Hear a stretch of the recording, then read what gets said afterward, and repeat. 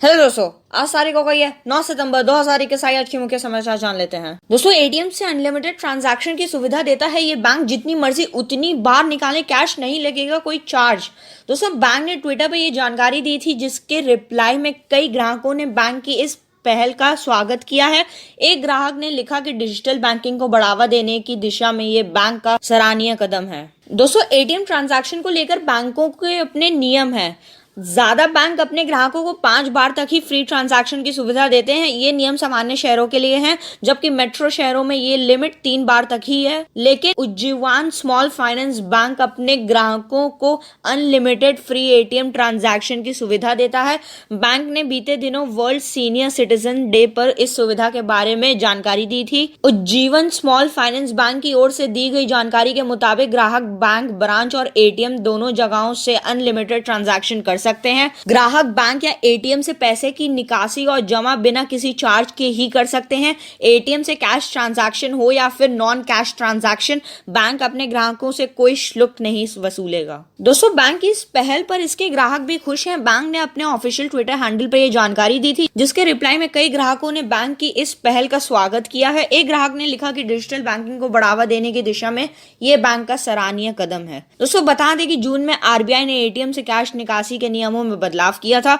RBI ने वित्तीय लेनदेन के लिए 15 रुपए से 17 रुपए तक और गैर वित्तीय लेनदेन के लिए 5 रुपए से 6 रुपए तक प्रति लेनदेन इंटरचेंज शुल्क में वृद्धि की अनुमति दी है। ये 1 अगस्त 2021 से लागू हो चुके हैं। अगर आप उज्जीवन स्मॉल फाइनेंस बैंक के ग्राहक हैं तो आपके लिए इसी बैंक के एटीएम से कैश या नॉन कैश ट्रांजैक्शन की कोई लिमिट लागू नहीं होगी।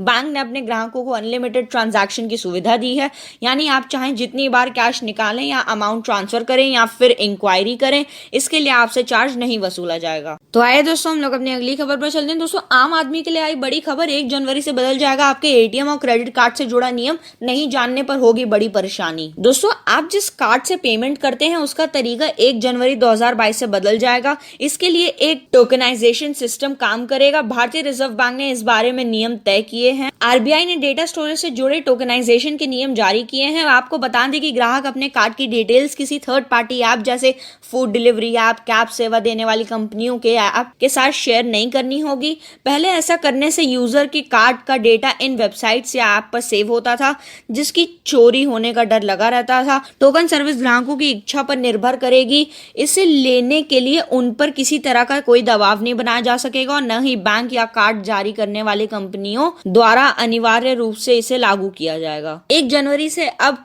कौन से नए नियम होंगे लागू? दोस्तों, आरबीआई के नए नियमों के तहत 1 जनवरी 2022 से कार्ड लेनदेन या फिर पेमेंट में कार्ड जारी करता बैंक या कार्ड नेटवर्क के अलावा कोई भी वास्तविक कार्ड डेटा स्टोरेज नहीं करेगा। इसमें पहले से स्टोर ऐसे किसी भी डेटा को फिल्टर किया जाएगा। हालांकि ट्रांजैक्शन ट्रैकिंग या सुलह मकसद के लिए संस्थाएं सीमित डेटा स्टोर कर सकती हैं। वास्तविक कार्ड नंबर और कार्ड जारीकर्ता के नाम के आखिरी 4 अंक तक के स्टोर की छूट होगी। दोस्तों, नियमों को मानने की जिम्मेदारी कार्ड नेटवर्क की होगी। COFT mobile, laptop, desktop, smart watch आदि के जरिए किए गए पेमेंट पर भी नियम लागू होगा।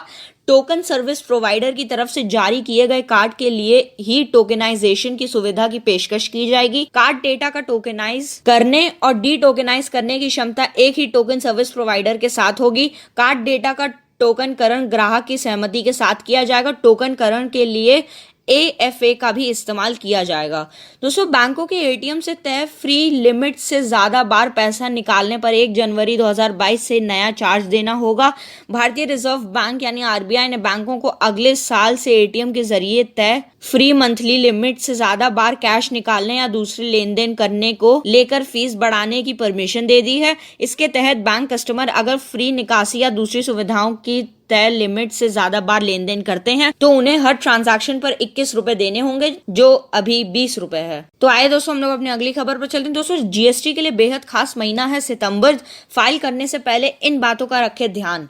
दोस्तों, ऐसे कारोबारी जो तिमाही रिटर्न दाखिल करते हैं, अगर उन्होंने पिछली कर अवधि के दौरान फॉर्म GSTR 3B में रिटर्न नहीं भरी है तो उनके लिए भी GSTR 1 दाखिल भरने पर रोक होगी। गुड्स एंड सर्विसेज टैक्स अधिनियम के तहत किए जाने वाले प्रमुख कामों को पूरा करने के लिए सितंबर के एक महत्वपूर्ण महीना है। टैक्स पेयर्स को इनवॉर्ड सप्लाई के संबंध में कई बातों को ध्यान में रखा जाना चाहिए। वस्तु एवं सेवा कर नेटवर्क GSTN ने एक एडवाइजरी में कहा है कि जिन टैक्स पेयर्स ने पिछले 2 महीनों में GSTR 3B रिटर्न दाखिल नहीं किया है वे 1 सितंबर से GSTR 1 में आउटवार्ड सप्लाई का विवरण दाखिल नहीं कर पाएंगे। GSTN ने कहा कि केंद्रीय GST का नियम 59 जो GSTR 1 दाखिल करने में प्रतिबंध का प्रावधान करता है 1 सितंबर 2021 से लागू होगा। व्यापार से जुड़ी कंपनियां किसी महीने का GSTR 1 से उसके अगले महीने के 11वें दिन तक दाखिल करती हैं।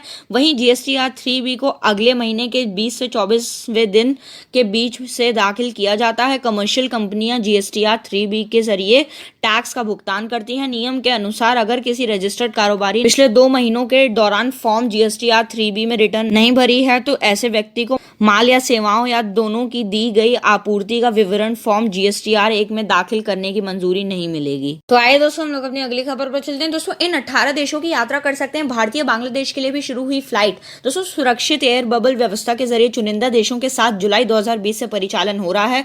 2 देशों के बीच एयर बबल समझौते से विमानों का परिचालन एयरलाइन कंपनियां कर सकती हैं। दोस्तों भारत सरकार ने हाल ही में अंतर्राष्ट्रीय यात्री उड़ानों पर लगी रोक को 30 सितंबर तक बढ़ा दिया गया था। हालांकि 18 देशों के साथ एयर बबल व्यवस्था के जरिए अब 49 शहरों में इंटरनेशनल फ्लाइट जा सकेगी।